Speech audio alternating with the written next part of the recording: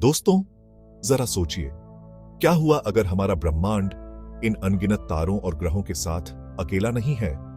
चलिए, मल्टीवर्स के कॉन्सेप्ट में आपका स्वागत है, जहां कई ब्रह्मांड साथ साथ होते हैं और हर ब्रह्मांड में अपनी अलग रियलिटी हो सकती है।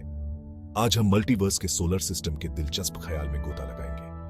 अब जब मैं मल्टीवर्स के सोलर सिस्टम कहता हूं तो मेरा मतलब है, सोचने वाली बात यह है कि हर सोलर सिस्टम एक अलग ब्रह्मांड में हो सकता है।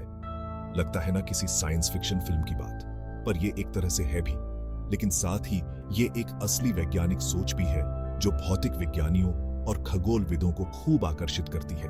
चलिए शुरू करते हैं बेसिक्स से।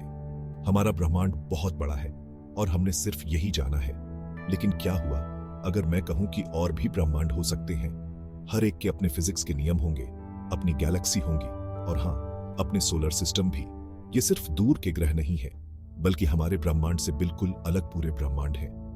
एक मशहूर थ्योरी जो इस विचार को मानती है वो है इन्फ्लेशन थ्योरी। ये थ्योरी कहती है कि बिग बैंग के बाद स्पेस इतनी तेजी से फैला कि इसके कुछ हिस्से एक दूसरे से बिल्कुल अलग हो गए, जैसे कई बुलबुले या ब्रह्मांड बन गए।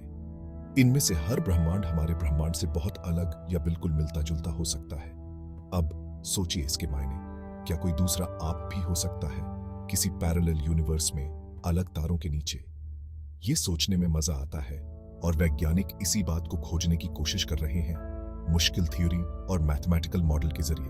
लेकिन इस ख्याल को थोड़ा जमीन पर ले आते हैं। इन मल्टीवर्स सोलर सिस्टम को ढूंढना अभी हमारी टेक्नोलॉजी की पहुंच से बाहर है।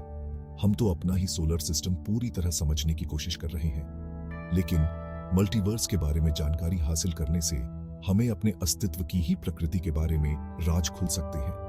तो आपको इन दूर, शायद न भी होने वाले ब्रह्मांडी पड़ोसियों की फिक्र क्यों करनी चाहिए? क्योंकि इन संभावनाओं को खोजने से इंसानी ज्ञान की सीमाएं बढ़ती हैं। इससे प्रकृति के बारे में हमारी समझ और ब्रह्मांड में हमारी जगह पर सवाल उठते हैं। ये हमें बड़ा